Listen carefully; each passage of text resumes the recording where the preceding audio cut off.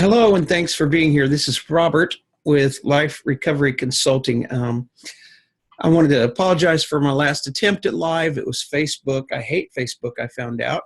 It doesn't allow me to do the things I'm going to be doing today, like screen sharing with you. So I'm hoping that if you're watching this, you'll feel free to send me questions by email. Or if you decide to join in a little later, you can pop in and ask any questions that you might have.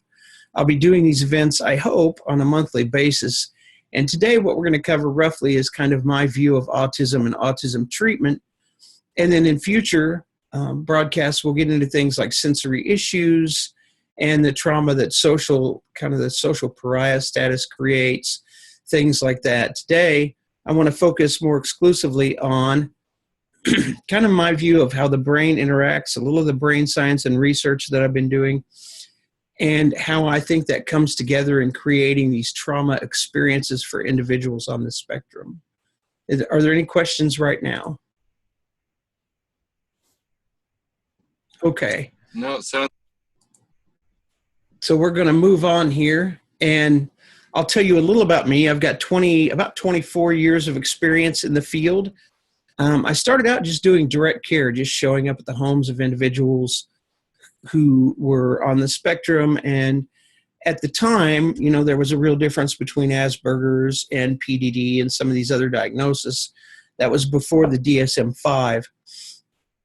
But what I began to notice was that a lot of people that I knew that were dealing with trauma because of my own background in recovery in that area had some of the same behaviors as some of the individuals I was working with, some of the same stimming behaviors, the rocking, the self-soothing, things like that. And so I began to think maybe there was some relation there. And later, I became a service coordinator in the field. And again, I began to see these kind of repeated behaviors that indicated to me maybe there was some trauma going on. At the same time, I began working on my master's degree and really focusing on trauma in the brain. And I started to find some of this stuff really playing out. The same kind of developmental problems in individuals with autism were showing up in the brain in individuals with early trauma. So we're going to discuss some of those and how the brain reacts in a moment. I think what we're going to come to in the future is that we're going to find that if we begin treating the trauma of autism first, we get better buy-in from treatments that we begin to use later. What I saw as a service coordinator, what I have seen as a therapist over and over, is that people begin throwing in behavioral services or trying to teach new skills without really considering some of the underlying things like the sensory issues and some of the social trauma of the past and the way that might be interfering with the supports they're trying to implement in the here and now. And that when we begin to account for those things, we get a better retention from the services that we're trying to put in place. I came to this and began to research it primarily from a DBT perspective, which is dialectical behavioral therapy, and the idea that because research was showing that the cognitive abilities in high-functioning individuals were no different than cognitive abilities in neurotypical individuals, that things like mindfulness should be able to work. And what I found as I began my own practice, that it worked not only in the high-functioning individuals, but also if we trained it in the right ways in very young children and the lower-functioning individuals where some of those more advanced cognitive abilities were not yet developed.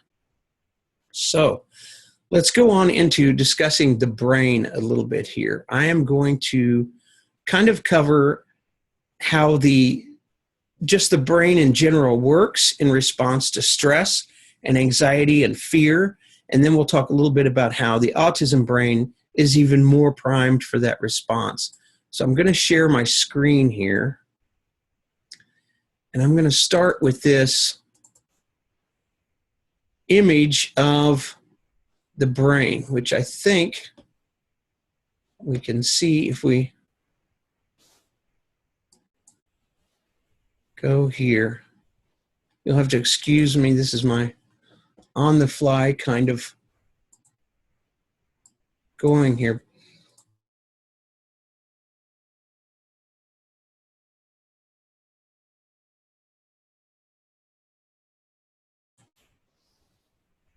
I think I lost him for a moment, but I'm going to assume you can. And if you couldn't see it, then I'll make it available. Certainly, it's going to be loaded up into the file section of the group, the autism support group that we have. So we start with the thalamus here in this region. And the thalamus is the organ in the brain that kind of scans your environment constantly for sensory input.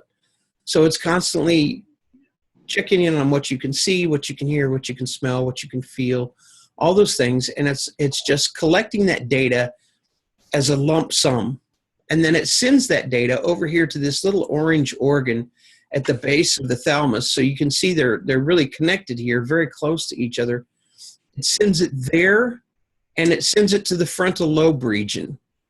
And it sends it both of these places simultaneously. But because the amygdala is so much closer, and that's because they're both a part of your limbic region, it gets the data first. And the amygdala begins to look through that data for anything that it feels might be dangerous. So in your past, you remember something, you were in the woods one time, and you heard twigs begin to break, and you looked around and there was a tiger there. And so in your amygdala, it has recorded the sound of breaking twigs as a potential tiger. And so if one of the signals you're picking up on with your thalamus is the sound of breaking twigs in the woods, then it's going to trigger the amygdala and tell you that you have a dangerous situation going on, right?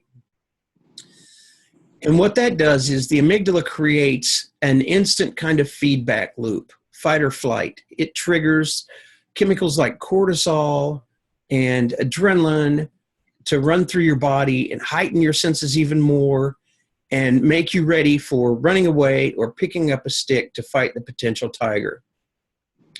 The other thing it does is, and to save time, is it shuts off this frontal region of the brain, the frontal lobe. So the information that normally would be sent from the thalamus to the frontal lobe, you would sort through.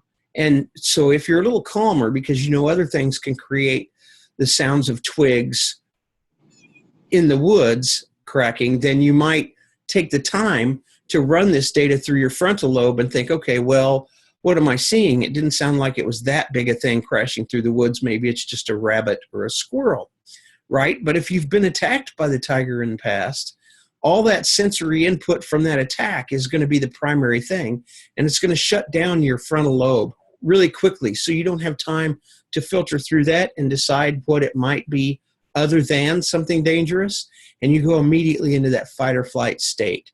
So in the case of children who are traumatized very early on, we can have someone who even takes the tone of the abusive individual in their past, looks like them, any kind of reminder of them might trigger them in that very immediate space into a fight or flight mode. And the amygdala takes all the information from down here in the body that comes up through the spinal column, and it creates a feedback loop, and it sends signals back down into the spinal column and the body, indicating to the body that it needs to run or to prepare to fight, or in some cases, you freeze in place. But the frontal lobe is no longer a part of this conversation at that point. Here's the other thing I want to point out, that the hypothalamus is responsible for registering all of the emotions and stuff that go along when this is happening, right? And the hippocampus is responsible for storing new memories. So what happens normally when we're not in an excited state, when we're not afraid, is that the hypothalamus records the emotions going on around us, or that are generated by the sensory data from the thalamus, and it gets together with the hippocampus and the frontal lobe, and it decides what meaning we should attach. And then the corpus callosum allows right-left communication across the brain so that we can translate the feelings of the hypothalamus that we're registering, along with some of the frontal lobe activity, that the more left brain kind of thinking about what this all means. And the hippocampus stores this in our brain as a memory and puts a timestamp on it. So That's what happens normally when we form new memories. But remember, if we're triggered and we're in fight or flight, then all of that is stopped. So this is how PTSD occurs in individuals who are neurotypical, is that the timestamp is never applied. So in the instance of a Vietnam vet or a vet from the Iraq War, perhaps, they hear the sound of fireworks at 4th of July, and it doesn't register as fireworks for them because they go into fight or flight mode, and all of a sudden they're having this memory that was stored inaccurately, incorrectly in the body instead of being stored in the brain with a timestamp. And so it begins to feel like it's happening immediately, right then and there. So let's talk a little bit about, that's in the neurotypical brain. Let's talk about how the brain affected by autism changes the game a little bit and makes the brain even more sensitive to trauma effects. Any questions from you, Brant, since you're still sitting there? No, actually the detail into the brain map on 2 or 3 of the different parts is more detailed than I normally would be giving to my teachers or families during psychoeducation. So Right. it's very helpful. As I'm driving now, I'm going to be just listening. Okay, good. Then I'm going to go back to the discussion of how the brain functions with autism affecting. So one thing we know is that the brain in autism is greatly overwired. And so I'm going to go back, if I can figure out how to do that, to sharing my screen again. And I'm going to share this preview of the map of neural connectivity in the brain. So when we're born with about 100 billion neurons, right? That number doesn't change. What does change is the amount of connectivity in the brain. So when we're newborn, if you look at this first slide here, we have just an average number of neurons and connections. And as we go to 1 month and 9 months, and then on to 2 years, you can see that the density of those neural connections between those neurons really increases. While the number of neurons stay primarily the same, the density of the connections, the number of connections between the neurons grows exponentially until we're 2 years old. And then if you look at this last slide of the adult, as we progress from about 2 years through on into adulthood and even generativity as we grow old, our brain begins to prune away a lot of those connections. And that's where the saying in neuroscience, the neurons that fire together, wire together come from, right? So in the case of PTSD, going back to the example of the combat vet, the sound, the loud banging sound has connected with him for the neurons with danger, right? So even if it's a firework, because of what we talked about before and how the brain the amygdala triggers the rest of the brain and shuts off the rational parts, those neurons for loud, bang, noise, and danger are very strongly wired together.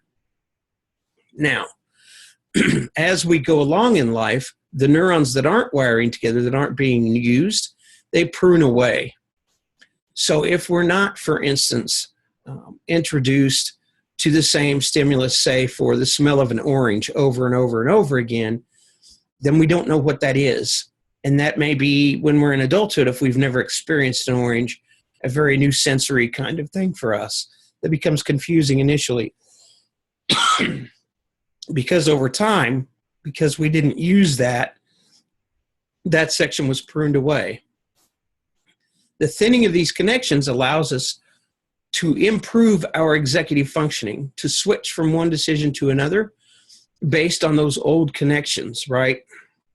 Kind of like me driving to the same place to work every day for a period of years. And then all of a sudden my job changes and I'm on autopilot in the morning, but my neural connections are telling me I'm going to work.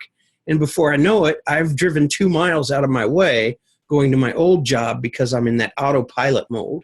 My brain goes into that autopilot mode when these neurons begin to wire together this way. So that my decision making becomes clearer and more quick through this pruning process and this connecting process. Now, in autism, this pruning process doesn't happen as well. The higher functioning the individual, the more likely the pruning process is to catch up to a more normal status as they age, and especially as they go into young adulthood. Then we begin to catch up with the pruning level. But early on, the brain does not prune as well, nearly as well, as neurotypical individuals. This leaves us with a lot of extra what we call white matter, because the white matter in the brain is made up of these intraneural connections. Okay? Now, what we find is that the white matter of the brain, I'm going to go back to the brain map here.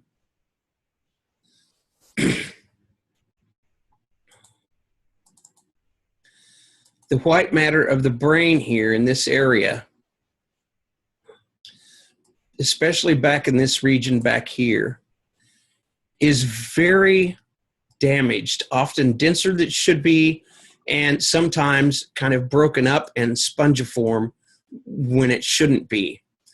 Interestingly, it's this white matter back here that controls your sensory input, how you make sense of all the sensory stuff that your thalamus is taking in.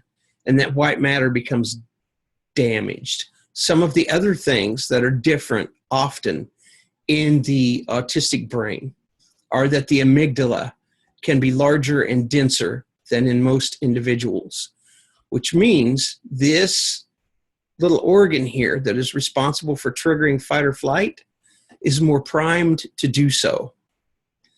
Okay, and we're going to get to how all this combines in just a second, but the final thing I want to bring into this is that the corpus callosum, this part here that's responsible for the right-left communication of the brain, back and forth. All of the brain communication that comes in runs from bottom to top, and then from right to left, so that we go up the brain through the feeling part into the emotional part and over to the let's make sense of it all rationally part, right? But like we said, the amygdala stops all that. So we don't get to go any past this point into the top part of the brain, and we never cross over with the corpus callosum from right to left. So that communication is interfered with. And in future episodes, I'd like to talk a little more about things like EMDR and brain spotting and some of these other things that are showing promise in whole brain integration work with individuals who have trauma that I think, and some friends of mine are starting to show, have real promise in autism also. Right now, let's go back to how all this affects the autistic brain. So we have the brain that, as you saw, was greatly overwired. And we've got damage to the rear area where the sensory processing is going on, right? I want you to think of a time when you were in a room that you were unfamiliar with. Maybe the lights went out and you lost your bearings. Maybe there was just a huge crowd and the one person you were like attached to at a party or whatever disappeared and you couldn't find them. How did that feel? Think about that for a second. I'm guessing that it felt very frightening, confusing at the very least, anxiety producing maybe. That's exactly what we're talking about when we talk about individuals with sensory issues. And so that's where the trauma comes from, that my brain is overconnected. So my thalamus is bringing in all this tons of sensory data, but I can't process it well, and it's not making sense to me. In addition, I've got this overconnected brain that's probably bringing in too much input to the thalamus, right? And none of it's making sense. And that really affects my executive functioning. The other thing that affects executive functioning is my corpus callosum, because it allows that whole brain communication. And executive functioning is the ability to make sense out of a change in environment or a change in tasks. And when I feel unsafe in that way, remember I said I already have an amygdala that's primed for a trauma response. And so I begin to feel unsafe, anxious, the amygdala triggers, And before long, I'm totally in this fight or flight mode, which we call meltdown, right? And so this is where we get to the difference really between meltdowns and tantrums. This isn't about I want my way. This is about I really can't manage what's going on around me, and it's scaring quite literally the hell out of me. Any questions so far? Nope, sounds good. Making sense. Okay, so we have this overly wired, overly triggered brain going on. And what I began to realize was that a lot of people with trauma, in my early recovery, myself included, felt exactly the same way when we got in situations that were confusing. I hated large crowds, too much going on, too much to try and navigate to stay safe in that environment. But what I found worked for me was mindfulness practice. So I began digging into the research on mindfulness and seeing why and how it was helpful in the brain. It turns out that mindfulness does a lot of things that can really be helpful to the traumatic brain and to the autistic brain. And I'm going to go into a few of them today.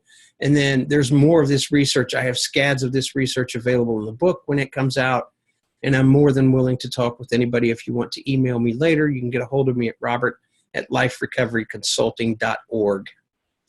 But mindfulness, it seems, really reduces the chemicals like cortisol and adrenaline in the brain as we begin to just reconnect the body and the brain by paying attention to the breathing. You know, when we're doing that, when we're going from the body up to the brain, we call that bottom-up processing. When we're going from the brain down to the bottom, to the body, we call that top-down processing, right? So this processing, mindfulness allows us to focus on the body, which tells the brain everything's okay, and creates a release of that amygdalic response, that fight or flight response, and begins to lower the adrenaline and the cortisol in the body and actually increase things like serotonin, dopamine, and oxytocin. We'll talk about oxytocin and bonding later when we have one of these little episodes on social bonding and things like that, how that is affected in the brain when the autism is involved and how we can account for some of those things. But for now, I want to think about this fight or flight response and how it becomes reversed through this practice of mindfulness. Certainly, I found that myself when I had anxiety issues, that simply by regulating my breathing and paying attention to what was around me, I could change that environment and change my brain so that it slowed things down considerably. The other thing, interestingly, that I found in the research that mindfulness does over time, and again, we find this with a lot of the whole brain integration exercises, not just mindfulness, but there are studies showing that sensory integration works to do this too. And that is, it thickens the corpus callosum in many instances. We're finding a thickening of the corpus callosum because we're integrating whole brain processes at that point. So we're forcing that right-left communication in the brain. We also know that mindfulness increases neural pruning. So we are helping kids catch up by teaching them mindfulness early and using techniques that we'll review at a later time, or you can write me about if you're interested in how to begin doing this now. Techniques that speak specifically to low cognitive functioning or to very young kiddos. We can train mindfulness in very concrete ways. And when we begin to teach them to focus on that one thing, on the breathing or on an object or on one thing, we see an increase in the neural pruning. So we aid them in making more sense of the world around them by doing that. So those are just a couple of the ways that I have seen that mindfulness really can work. As a specific example, I can say that I've had a young man in elementary school who was actually much higher functioning than you would expect, an IQ north of 160, I would say, realistically. But he was in meltdown mode all the time in classrooms to the point that they were looking at having to remove him from school entirely. He was way too bright intellectually, cognitively, to be put in any of the IEP classes, but he was having meltdown from the sensory environment around him. what we did was institute in the IEP. I went to the IEP and I provided the school with some basic mindfulness exercises that he could do in the morning before he went to class, around lunchtime, whether that meant 15 minutes before lunch or after lunch. He would go to the counselor's office and work on this. And then at home, he would work on mindfulness. Just by doing that and integrating some other supports where we were accounting for the fact that even though he did have an IQ north of 160, his executive functioning was compromised in some ways. So we instituted changes like allowing a little more time to switch from one subject to another, right, for that processing. Because I think sometimes people lose sight of the fact that, and educators too, lose sight of the fact that this kid is really brilliant. He has a really high IQ, and so he should be able to function on the same brain level as everybody else. Not entirely true. There's still these sensory issues going on often, and still the problem of executive functioning. So just by instituting those mindfulness exercises, within just a week, these daily behavioral issues, the daily meltdowns stopped. And after about 4 or 5 months, the progress was amazing. Everybody was knowing it. There were no more meltdowns in classrooms. Work was getting done that hadn't been getting done. And ultimately, he got the Student of the Month award. So, and this is just one individual where I've worked with many and had this same experience, that if we can begin to calm the mind and teach the individual that the brain can be used to do these things, to slow the body, and then the body slows the brain, and we set up this better kind of system, then the results that we begin to see are really pretty amazing. This leads me to what my entire theory is. What we've noticed in the research is that if we begin accounting through sensory diets and other things, which we'll talk about probably in the next one of these episodes, if we begin accounting for these things, then we notice the need for more expensive, more difficult behavioral services drop off considerably. When we begin to teach the individual to deal with the trauma of their environment, then we notice not only do those services drop off, the need for those services drop off, but we notice that the retention when we're trying to teach those new things is much higher. And if you think about